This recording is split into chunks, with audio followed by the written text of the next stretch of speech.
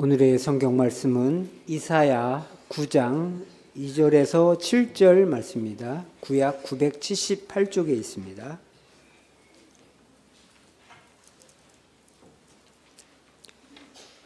흑암에 행하던 백성이 큰 빛을 보고 사망의 그늘진 땅에 거주하던 자에게 빛이 비치도다.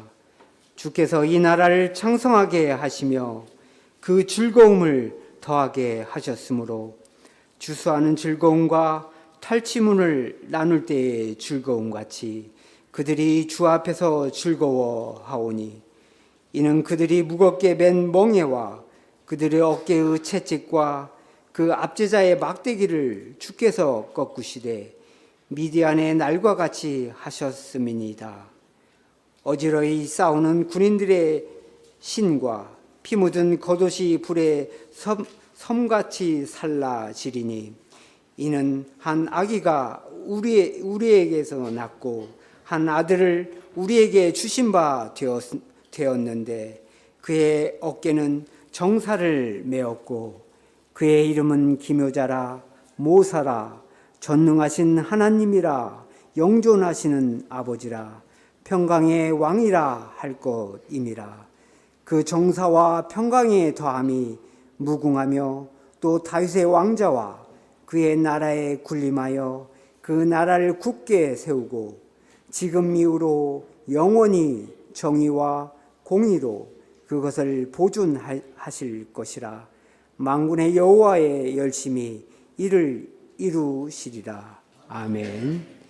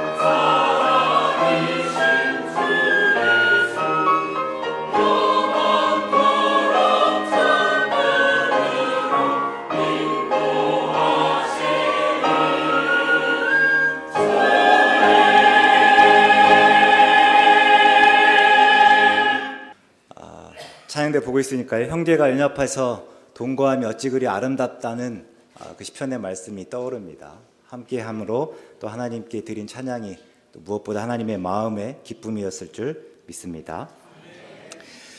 오늘은 예수님의 오심을 기뻐하고 감사하는 성탄절입니다.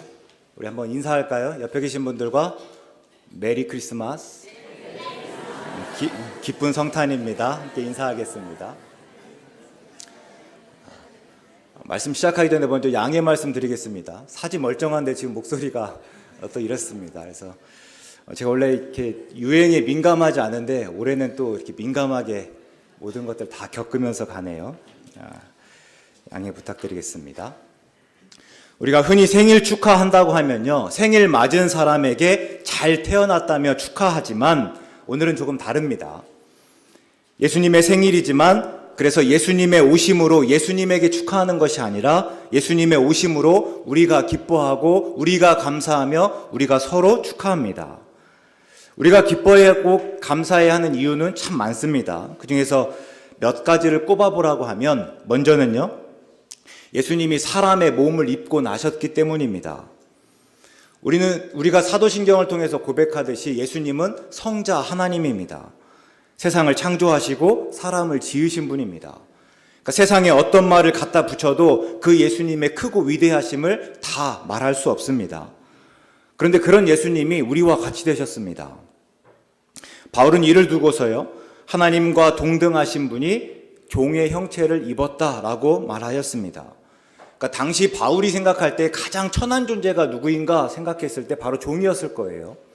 하나님께서 그런 천한 존재가 되었다 하는 거예요. 그러면 오늘 우리에게는 누구인가? 또 오늘 우리에게는 무엇인가 한번 생각해 보면, 그러면 안 되지만 극도로 무시하고 멸시하는 사람이 있을 수 있을 겁니다.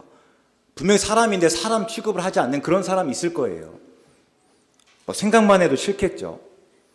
혹은 우리 아이들 수준에 생각해 보면 이 아메바 같은 단세포 동물일 수 있습니다. 근데 우리가 그런 존재가 되었다고 생각하면, 그러니까 우리가 가장 싫어하는 사람이 되었다면, 우리가 가장 멸시하는 사람이 되었다면, 우리가 정말 무시하는 무언가가 되었다면 예수님이 우리와 같이 되신다는 게 얼마나 말이 되지 않는 일인가를 우리가 정말 조금만은 이해할 수 있을 것입니다. 다음은요, 하나님이 예수님을 우리에게 주시기로 하셨을 때 예수님은 사람의 몸을 입고 나신 것만으로 할 도리를 다 하셨을 것입니다. 그만큼 내려놓았고 그만큼 포기했으면 됐죠. 그만큼 순종하였으면 됐잖아요. 더 이상 무엇을 얼마나 하기를 원합니까? 그런데 예수님께서는 더 하셨습니다. 우리 죄를 대신해서 아무 죄 없으신 예수님이 십자가에서 죽으심으로 우리를 용서하여 주셨습니다. 다시 앞에서 떠올려 본 대로요, 우리가 가장 무시하는 어떤 사람, 우리가 멸시하는 사람, 말 그대로 그냥 꼴도 보기 싫은 사람, 아메바 같은 단세포 동물을 위해서 내가 죽는다고 한번 생각해 보십시오. 그럴 수 있겠습니까? 그런데 예수님께서 그러셨다 하는 거예요. 우리가 아직 죄인 되었을 때에 예수님이 우리를 위해서 죽으셨습니다. 또 마지막으로는요, 예수님이 우리와 하나님의 화해를 이루었기 때문입니다.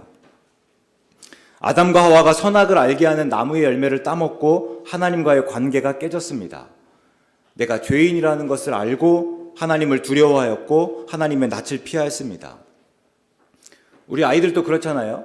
부모님에게 뭔가 잘못하면 부모님의 낯을 보기가 껄끄러워지고 방에 숨기 마련입니다. 죄라는 게 그렇습니다. 게다가 성경에서 뭐라고 하냐면 죄의 삭은 죽음이라고 합니다. 그래서 죄가 있으면 결국 죽을 수밖에 없습니다. 그리고 그때 문제는요, 우리가 다 죄인이라는 거예요. 의인 없으니 하나도 없습니다. 그런데 이 문제를 예수님이 사람의 몸을 입고 오셔서 우리 죄를 대신해서 십자가에 달려 죽으심으로 단번에 다 해결하여 주셨습니다. 그래서 이제 우리는 죄로부터 자유로워졌어요. 그래서 하나님께 나아갈 수 있게 되었습니다. 하나님과의 관계가 회복되었습니다. 그러면 한번 보겠습니다. 예수님이 오셔서 누가 줬습니까? 예수님이 오셔서 예수님이 줬습니까? 예수님에게 좋은 거는 단 하나도 없습니다. 다 우리에게 좋은 것들이에요. 예수님이 왜 사람의 몸을 입고 나셨고 왜 십자가에 달려 죽으셨습니까? 우리의 사랑을 받고 싶어서 그러셨습니까? 아니에요. 삼위일체 하나님은 완전하신 분입니다. 또 사랑이신 분이에요. 그러니까 서로 삼위일체 되시는 하나님께서 상호 내주하시면서 그 안에서 온전하고 완전한 사랑을 이루고 있습니다. 그래서 하나님의 사랑에는 어떠한 결핍이나 부족함이 없습니다. 한마디로 충분해요. 하나님만의 사랑으로 충분하다 하는 거예요. 그런데 왜 하나님께서 그렇게 하셨는가? 그 하나님이 우리를 사랑하셔서 우리도 그 사랑 알도록 초대해 주신 것입니다. 우리로 하여금 그 하나님의 완전하신 사랑 가운데 함께 할 수 있도록 인도해 주신 것입니다. 그래서 그 모든 것이 다 우리를 위해서예요. 예수님의 오심부터 예수님의 하신 모든 일이 다 우리를 위해서다 하는 거예요. 그래서 우리는 예수님의 오심으로 예수님에게 축하하는 것이 아니라 예수님의 오심으로 우리가 기뻐하고 감사하며 우리가 서로 축하합니다. 오늘 이 예배 자리는 그런 자리입니다. 우리가 예수님 때문에 기뻐하고 감사하는 자리, 예수님 때문에 우리가 서로 축하하는 자리입니다. 다시 한번 인사할까요? 기쁜 성탄입니다. 메리 크리스마스. 함께 인사하겠습니다. 우리 예수님의 나심으로 우리 부모님의 기쁨과 감사가 커서 아마 여기 있는 우리 어린 친구들에게 선물을 사주셨을 수 있는데요. 그거 절대 당연한 거 아닙니다. 그러니까 서로 축하해야 되는데 부모님이 먼저 축하하신 거예요. 그래서 너희도 어떤 식으로든 부모님에게 축하해야 합니다. 혹시 저는 선물 못 받았습니다 한 사람 친구 있습니까? 선물 못 받은 것도 당연한 것입니다. 오늘은 너희들의 생일이 아닙니다. 이제 본문을 보겠습니다. 제가 감기로 헤매면서 제대로 전달되는 거 모르겠는데요. 지난주 말씀은요, 예수님이 왜 베들레헴에서 나셔야만 했는가에 대한 말씀이었다면, 오늘 말씀은 예수님이 왜 갈릴리로 가셔서 사셔야만 했는가에 대한 답입니다. 지난주의 말씀 잠깐 떠올려 보면 아람과 북이스라엘이 연합해서 이제는 아수르와 싸워보겠다고 합니다. 그리고 이제 남유다에게 제안하죠. 함께 싸우자고. 근데 남유다의 아하스 왕이 거절합니다.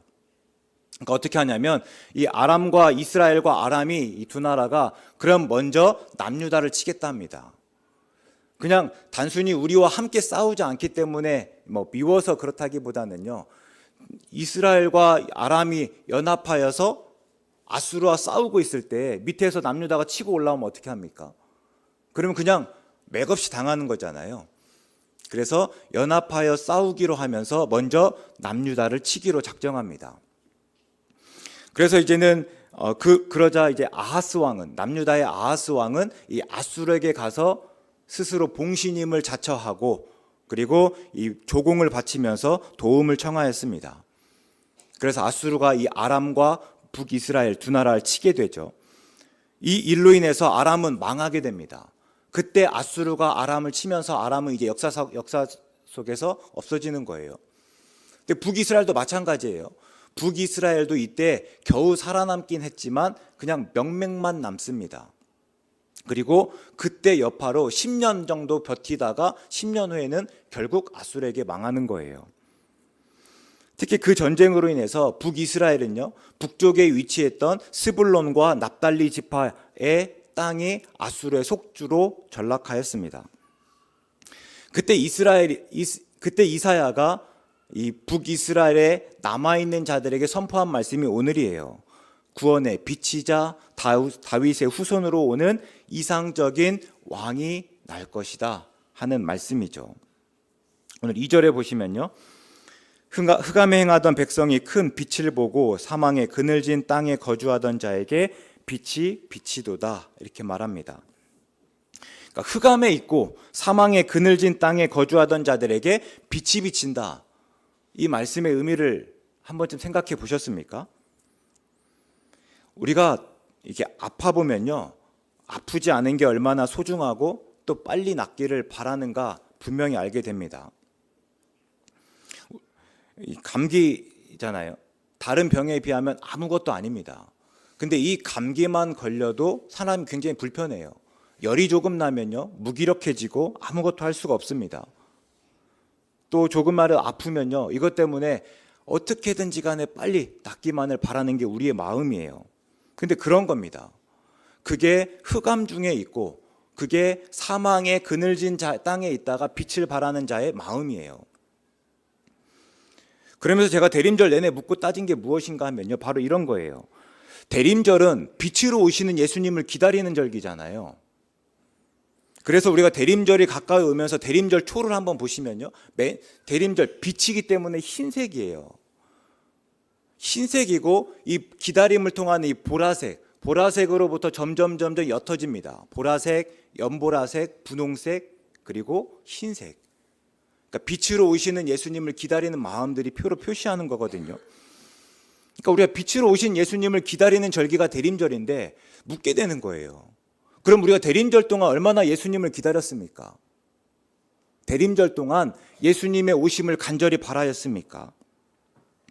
감기 걸려서 빨리 낫기만을 바라는 마음만큼이라도 예수님의 오심을 기다렸습니까? 그게 아니었다면 왜 그렇습니까? 예수님께서 빛으로 오신다고 했는데 우리가 이미 충분히 빛 가운데 살고 있다 생각하는 것은 아닙니까? 흑암이 아니고 사망의 그늘진 땅이 아니라고 생각하는 거 아닌가 하는 것입니다. 제가 엊그제 아이들과 이렇게 한솥 도시락을 시켜 먹었습니다. 혹시 치킨 마요 아십니까? 치킨 마요? 맞아요. 치킨 마요 덮밥. 치킨 마요 덮밥입니다. 그러니까 치킨 마요니까 치킨이 들어가겠죠. 마요는 마요네즈예요. 근데 치킨이라고 하는데 치킨이 우리가 이렇게 살이 막 많은 그런 게 아니라 사실 이렇게 치킨의 껍질의 튀김이에요. 그러니까 살을 튀겨낸 것이 아니라 치킨의 껍질을 튀겨낸 것 같은 그런 가루들이 좀 들어 있습니다. 그리고 거기에 마요네즈를 섞는 거예요. 근데 치킨의 껍질에 가루와 마요네즈를 섞은 맛은 없잖아요. 그러니까 거기에 간장을 뿌려줍니다. 이게 도시락이에요. 제가 지금까지 살면서 경제적으로 가장 여유 없을 때 먹었던 게 이 치킨 마요입니다. 왜냐하면 제일 싸거든요. 한솥 도시락 메뉴 중에서 가장 싼 메뉴예요. 그러니까 집에서는 김치찌개 한번 끓이면 며칠씩 먹고 좋은데 그때 제가 도서관을 다닐 때였습니다. 그러니까 충분하게 돈이 없을 때였어요. 집에 와서 밥을 먹고 가면 훨씬 좋겠는데 오가는 시간과 오가는 차비가 있잖아요. 근데 그 차비로 사 먹을 수 있는 게 딱 요 치킨 마요였습니다. 그래서 아침에 도서관 가면서 한솥 도시락 들러서 치킨 마요 하나 사가지고 이제 도서관 가는 거예요. 그래서 도서관에서 점심시간에 휴게실에서 그거 하나 까먹고 있으면요, 내가 왜 이렇게 사나, 내가 언제까지 이렇게 살아나 싶은 마음들이 항상 들었습니다. 그랬는데 아이들에게는요 그 치킨 마요가 별미라고 합니다. 그냥 그게 나오면 좋대요. 그리고 지금은 이제 올라서 4,600원 하더라고요. 근데 아이들이 시켜 먹고 맛있어하는 모습들을 보면서 제가 문득 그런 생각이 들었습니다. 야, 세상 참 좋아졌다. 그러니까 제게는 눈물 젖은 빵이 아이들에겐 별미입니다. 그런 것들을 보면서 어쩌면 오늘 우리가 사는 세상은 살만한 곳인지 모르겠다 생각해 봤습니다. 그러니까 모두 나름 재미있고 만족스럽습니다. 모든 것들을 다 갖지진 못했지만, 모든 것들을 다 갖추고 모든 것들을 다 누리는 것은 아니지만 오늘 이미 충분히 괜찮은 삶을 또 괜찮은 세상을 살고 있는지도 모르겠다 하는 생각이 들었습니다. 그러면서 개인적으로는 올해 대림절에 더 묻고 따졌던 듯 합니다. 그러면 내게 하나님의 나라는 어떤 곳일까? 이미 괜찮은, 어쩌면 하나님의 나라와 비슷한 그런 세상을 살고 있는지도 모르겠습니다. 그럼 그곳에서 그런 삶을 살아가면서 내가 기대하는 하나님의 나라는 어떤 곳일까? 나는 어떤 하나님의 나라를 바라고 있을까? 나는 정말 예수님의 오심을 기대하고 또 기다리고 기뻐하는가? 초대교회 성도님들이 고백했잖아요. 마라나타, 주 예수여 어서 오시옵소서. 그 고백이 내게 있는가? 우리가 종종 같이 고백하거든요. 똑같은 찬양으로 찬양하거든요. 근데 진정 그게 내 고백인가? 아니면 그냥 내 입술의 고백으로 끝나는 것은 아닌가? 흑암에 행하던 백성에게 빛이 비치면요, 백성들은 기뻐합니다. 곡식을 거둘 때처럼 기뻐하고 전리품을 나눌 때처럼 기뻐합니다. 그리고 하나님은 그 기쁨과 즐거움이 더욱더 불어나고 더욱 커지게 하신다 말씀합니다. 다시요, 지금은 흑암에 머물고 있습니다. 지금은 사망의 그늘진 땅에 있습니다.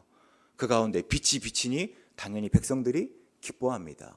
그렇게 기뻐할 때에 하나님께서 옆에서요, 그 기쁨이 더욱더 갑절이나 커지게 합니다. 그 즐거움이 더욱더 불어나게 하시는 거예요. 그때 구원을 미디안의 날 미디안을 꺾었을 때와 같다라고 말씀하십니다. 이건 사사시대의 일이에요. 미디안이 쳐들어왔습니다. 그때 하나님께서 므낫세 지파 중에서 가장 작은 자 누구요? 기드온을 사사를 세우셨습니다. 그리고 그 므낫세의 기드온이 싸울 때에 그 옆에서 함께 싸웠던 것이 바로 오늘 말씀에서 아수르의 속국이 되어버렸던 스불론과 납달리 지파입니다. 그러니까 므낫세와 스불론과 납달리 지파가 함께 싸운 거예요. 싸우면서도 누구도 이길 수 있을 거라고 생각하지 못했습니다. 그만큼 미디안이 강했고 므낫세나 스불론, 납달리가 약했거든요. 그런데 그 싸움에서 므낫세 지파 기드온이 이겼습니다. 뜻밖이죠. 그래서 그 일로 므낫세 지파는요 항상 이 싸움을 기념하여서 기뻐합니다. 마찬가지죠. 스불론과 납달리 지파도 항상 이날이 되면 하나님의 승리로 여기면서 항상 기뻐하고 즐거워하였습니다. 근데 구원의 날이요 그 기쁨 그날과 같다 합니다. 그래서 그 기쁨과 즐거움이 그대로 경험할 거다 말씀하고 있습니다. 그리고 이제 이 말씀을 이어서 하나님께서는요 아수르로부터의 구원을 넘어서는 구원, 그러니까 적극적이고 영원한 구원에 대해서 선포하십니다. 그러니까 그날이 되니까 다윗의 후손에서 왕이 납니다. 그 왕 어깨에는요 정사를 메었고, 그러니까 통치권을 가졌다 하는 거예요. 그리고 기묘자, 놀라운 책략가다 말하고 있습니다. 용맹하시고 영원하신 아버지, 특별히 평강의 왕이다 말합니다. 그 왕이 오면요 정의와 공의로 나라를 다스립니다. 그러니까 지금 아수르는 압제와 그 다음에 멍에를 짐지우고 있지 않습니까? 그 아수르와는 분명히 달라요. 그래서 그 아수르에 대항하는 나라이자 그 아수르의 대안적인 나라입니다. 7절에서는 그 정사와 평강의 더함이 무궁하다 합니다. 순간이 아니라 이제는 영원하겠다 말하는 거고, 그것들이 끝없이 커져서 지금부터 영원까지 이른다. 이게 오늘 하나님의 말씀입니다. 앞에서 본문이 예수님이 왜 예루살렘에 가셔서 사실 수밖에 없었는지를 말한다 하였는데요. 왜 그렇습니까? 예수님이 왜 예루살렘에 갈릴리에 가셨다는 거예요? 이사야 예언을 이루기 위해서입니다. 지금 이 선포되는 말씀이 어디 지역이에요? 갈릴리 지역에, 특별히 스불론과 납달리 지파의 지역이에요. 그래서 새로운 왕은 아수르의 압제로부터 고달파하는 이 백성들을 구출하고 특별히 자신의 사역을 이 스불론 땅과 납달리 땅에서, 갈릴리 지역에서 시작하신 거예요. 이를 두고 마태복음 4장에서 분명히 말하고 있습니다. 12절부터 17절까지 좀 길지만 읽어보도록 하겠습니다. 예수께서 요한이 잡혔음을 들으시고 갈릴리로 물러가셨다가 나사렛을 떠나 스불론과 납달리 지경 해변에 있는 가버나움에 가서 사시니, 이는 선지자 이사야를 통하여 하신 말씀을 이루려 하심이라. 일러스되 스불론 땅과 납달리 땅과 요단강 저편 해변길과 이방의 갈릴리여, 흑암에 앉은 백성이 큰 빛을 보았고 사망의 땅과 그늘에 앉은 자들에게 빛이 빛이었도다 하였느니라. 이때부터 예수께서 비로소 전파하여 이르시되 회개하라, 천국이 가까이 왔느니라 하시더라. 아멘. 그러니까 예수님은 갈릴리에서 비로소 구원을 말씀하시면서 이새의 줄기에서 난다고 하는 한 싹, 그리고 다윗의 후손이 바로 자기 자신이라는 것을 입증하셨습니다. 그리고 아수르처럼 전쟁으로 자기의 힘을 과시하는, 힘을 부리는 세상에 대한 대안으로 하나님의 나라를 선포하셨습니다. 그 하나님의 나라는요 평화로운 나라입니다. 그 하나님의 나라는요 공의와 정의로 다스려지는 나라입니다. 예수님의 오심으로 그 하나님의 나라가 이미 이루어졌습니다. 이게 올해 성탄을 맞으면서 우리에게 주는 위로이고 또 우리에게 주는 위안입니다. 엊그제 23일에요 이스라엘 김정혁 선교사가 영상 하나 보내왔습니다. 예루살렘, 그러니까 베들레헴의 예수님 탄생교회에 대한 모습들이었는데요. 항상 이맘때면 베들레헴의 예수님 탄생교회는요 정말 인산이냅니다. 사람으로 꽉 찹니다. 어떻게든지 간에 예수님의 오심을 기념하고자 그 자리에 몰려든 사람들로 정말 발 디딜 틈도 없습니다. 근데 23일의 모습을 보여주는데 텅 비어 있습니다. 예수님이 나셨다고 표시되어 있는 그 자리까지 가는데 아무런 방해가 없습니다. 그냥 들어가져요. 왜 이렇게 텅 비어 있습니까? 전쟁 때문이에요. 이스라엘이 지금 전쟁 중이기 때문입니다. 또 러시아와 우크라이나 전쟁이 계속되고 있습니다. 지도자를 잘못 만난 북한의 청년들이 죽어가는 이야기가 오늘 또 계속해서 뉴스에서 나오고 있습니다. 오늘은 50명 죽었던 것이 내일은 200명 죽어 있고 계속해서 그 수가 늘어나고 있습니다. 근데 뭐 세계의 전쟁뿐만이 아닙니다. 올해는 우리나라도 역시 마찬가지입니다. 우리 장로님도 기도하셨겠지만요. 이미 경제적으로 어려움을 겪고 있는 가운데 대통령은 계엄을 선포해서 탄핵 소추되었습니다. 책임지는 사람은 아무도 없습니다. 그냥 선동과 쟁론뿐입니다. 이게 흑암이 아니고 무엇이겠습니까? 지금 여기가 사망의 그늘진 땅 아니겠습니까? 그러나 오늘 예수님의 오심으로 다시 선포되는 말씀이 있습니다. 예수님이 평화의 왕으로 오셨고 하나님의 나라가 이미 이루어졌다 하는 거예요. 물론 보이진 않습니다. 그러나 지금도 그 하나님의 나라는 이루어지고 있습니다. 엘리야가 바알과 아세라를 이기고 나서 이제는 비를 기다릴 때였습니다. 사환에게 올라가서 바다 쪽을 바라보라고 합니다. 뭐가 보이냐? 아무것도 보이지 않습니다. 그래? 7번까지 한번 올라가 봐. 조금 이따 또 물어봅니다. 보이냐? 안 보입니다. 보이냐? 안 보입니다. 그리고 7번째 올라갔을 때요. 사환이 보니까 저 끝에서 사람 손바닥만한, 사람 손만한 구름이 보입니다. 그리고 그 구름이 곧 큰 비를 내렸습니다. 예수님의 오심으로 그 구름과 같은 하나님의 나라가 이미 이루어졌습니다. 이게 우리에게 희망이에요. 하나님의 나라는 겨자씨 같지만요, 자란 후에는 공중의 새들이 그 가지에 다 깃들게 됩니다. 하나님의 나라는 여자가 가루 서말 속에 갖다 놓은 누룩과 같아서 전부를 다 부풀게 합니다. 지금도 흑암, 사망의 그늘진 땅에서 평화의 나라, 정의와 공의의 나라는 이루어지고 있습니다. 처음 힐송에서 듣고 좋아했던 찬양인데요. 언젠가부터 번역이 되었습니다. Waymaker. 그래서 길을 만드시는 주라고 하는 찬양인데요. 가사를 보면 이래요. 하나님을 먼저 소개하는데 하나님이 어떤 분인가? 새 길을 만드시고 큰 기적을 행하시는 주다 고백합니다. 그리고 그 하나님은 비록 내게 보이지 않지만, 비록 내게 느껴지지 않아도 멈추지 않으시고 새 일을 행하시는 분이다. 이렇게 고백하고 찬양합니다. 주일에 말씀드렸잖아요. 하나님이 희망이라고. 하나님만이 희망입니다. 비록 내게 보이지 않아도, 비록 내게 느껴지지 않아도 멈추지 않으시고 새 일을 행하시는 그 하나님이 바로 우리의 희망입니다. 예수님의 오심으로 이미 이루어진 그 하나님의 나라가 우리에게 희망이다 하는 거예요. 그럴 때 이제 문제는요, 그럼 희망을 가진 우리는 어때야 하는가 합니다. 오늘 우리가 흑암 중에 있는 듯하지만, 오늘 사망의 그늘진 땅에 있는 듯하지만 여전히 이 가운데 희망이 있잖아요. 이 가운데서 여전히 하나님의 나라는 더욱더 이루어지고 확장되어 가고 있잖아요. 그 희망을 아는 우리는 어떻게 살아야 되는가 하는 문제예요.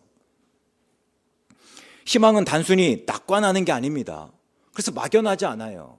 우리가 꿈은 이루어진다 하지만 그냥 꿈을 꾸고 가만히 있는 것은 아니잖아요. 어떻게든지 간에 그 꿈을 이루려고 애써 나가는 거잖아요. 우리가 희망한다는 건 그렇습니다. 우리가 하나님이 희망이라고 고백한다 하는 것은요, 그래서 그냥 하나님께서 하시라고 넋놓고 가만히 있으라는 것이 아니라 그 하나님의 뜻이 무엇인지를 헤아려서 우리가 부지런히 그 뜻에 맞춰 나아가는 거예요. 그래서 살아가는 거란 말이에요. 그래서 언제나 희망은요, 목적과 방향을 가집니다. 그래서 하나님의 나라가 오게 하시고 하나님의 뜻이 하늘에서와 같이 땅에서도 이루어지기만을 구할 뿐 아니라 우리가 또 그렇게 살아가야 합니다.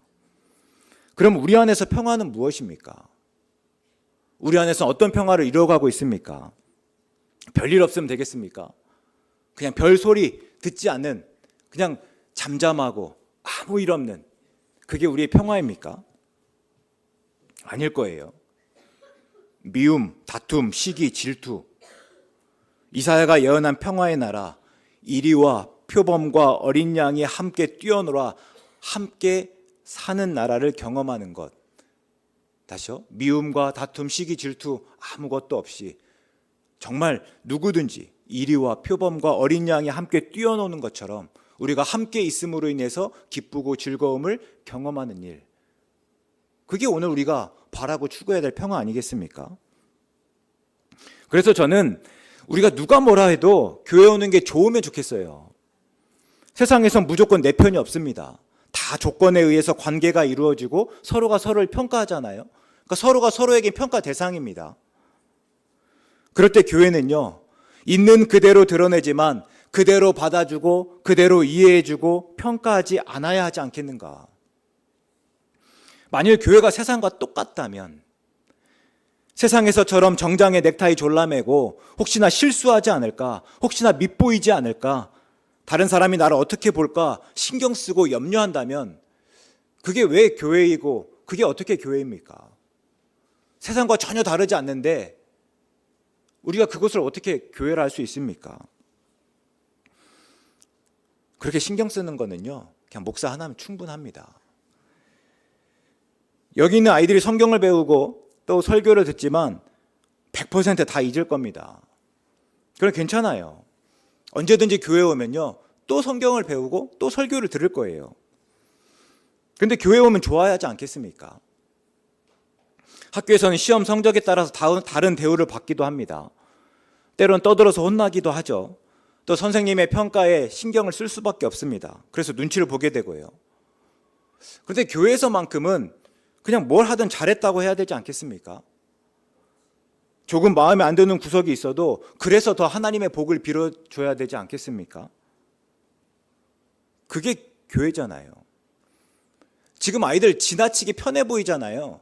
자, 저렇게 해도 교육이 될까 싶잖아요. 다 때가 되면 다 처리됩니다. 지금은 그냥 편하게 저한테 와서 하면 그러시잖아요. 뭐 목사님한테 그렇게 하면 안 된다, 다들 옆에서 말려주시고 오히려 뭐 혼내실 때도 있잖아요. 조금만 지나면요, 우리 권사님들하고 지금 똑같아집니다. 절대 제 옆에 안 와요. 제 옆자리는 텅텅 비어있고 항상 앉지 않는다니까요.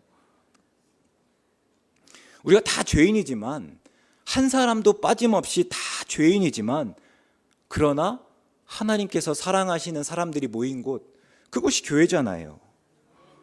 그럼 우리 교회, 우리가 그런 교회 만들어 보자고요. 언제든지 오고 싶고 오면 서로가 이해되고 언제나 누구에게든지 받아들여지는 교회. 그래서 이곳에 있기만 해도 그냥 마음 편하고 항상 좋은 교회. 우리가 그런 교회 만들어 갈 때 그래도 여기가 교회입니다. 여기가 분명히 세상과는 다른, 여기가 하나님을 믿는 자들이 함께하는 공동체입니다. 말할 수 있지 않겠습니까? 하나님의 나라는 아니지만 하나님의 나라가 분명히 경험되고 그래서 하나님의 나라를 기대하는 곳이면, 우리 교회가 그런 곳이라면 얼마나 좋겠습니까? 하나님의 약속에 따라 평화의 왕이 나셨지만 그 과정에는요, 순종이 있었습니다. 있을 수 없고 또 있어서는 안 될 하나님의 말씀, 무엇입니까? 이제 내가 아들을 낳을 거니 그 이름을 예수라 하라. 그때 이 말 들은 사람들이요, 아직 결혼도 안 한 사람들이에요. 아직 서로를 알지 못하는 사람들입니다. 그러니까 그렇게 그런 일들이 일어났을 때 그 일이 얼마나 무섭고 두려운 일인지, 얼마나 지탄받아야 되는 일인지 누구보다도 잘 아는 사람들이었어요. 근데 그 요셉과 마리아가 어떻게 그 말씀을 듣고 어떻게 대답합니까? 주의 종이오니 말씀대로 내게 이루어지이다, 이렇게 대답합니다. 비록 내가 그 말씀을 다 감당할 수 없고 내가 그것들이 일어났을 때 내가 힘들고 어려울 수밖에 없지만, 그럼에도 불구하고 그것이 하나님의 말씀이라면 그 말씀이 내게 이루어져야겠습니다. 제가 그 말씀을 받겠습니다. 그리고 그 모든 것들을 묵묵히 감당하였습니다. 근데 아십니까? 요셉과 마리아의 그 순종으로 하나님의 아들이신 예수님이 나셨습니다. 요셉과 마리아의 순종으로 하나님의 나라가 이미 이루어졌습니다. 그럴 때 우리가 그 순종을 배울 수 있으면 좋겠습니다. 예수님이 평화의 왕으로 오셨습니다. 그러면 그 평화를 이제는 우리의 말과 우리의 손과 발의 순종으로 자라나게 하실 수 있으면 좋겠습니다. 서로 사랑하면서 미움, 다툼, 시기, 질투 다 버리고 서로 사랑하면서 예수님을 평화의 왕으로 섬길 수 있으면 좋겠습니다. 예수님 안에서 기뻐하고 즐거워할 때, 우리가 그 예수님 때문에 기뻐하고 즐거워할 때 3절의 말씀처럼 하나님은요, 우리의 기쁨과 즐거움을 몇 곱절이나 더하게 하실 줄 믿습니다. 그냥 우리가 가만히 있을 때 예수님이 그냥 우리를 기뻐하게 하는 것이 아니라요, 우리가 이미 기뻐할 때에, 우리가 예수님 때문에 함께 모여서 기뻐할 때에 하나님께서 그 모습을 보시고 그 기쁨과 즐거움을 몇 곱절이나 더하게 하신다 하시는 거예요. 그게 우리 교회이면 얼마나 멋지겠습니까? 그것이 오늘 예수님의 오심으로 기뻐하는 우리의 희망 되기를 주의 이름으로 축원합니다. 사랑의 하나님, 하나님의 사랑으로 독생자 예수님을 우리에게 보내주심으로 우리가 기뻐하고 감사하며 예배를 드립니다. 사람을 보고 세상을 볼 때 우리에게는 불안과 절망뿐이지만 구유에서 평화의 왕으로 오신 예수님을 생각하면 곧 희망이 생깁니다.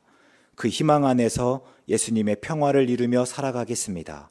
그런 우리를 도와주시옵소서. 예수님의 이름으로 기도드립니다. 아멘.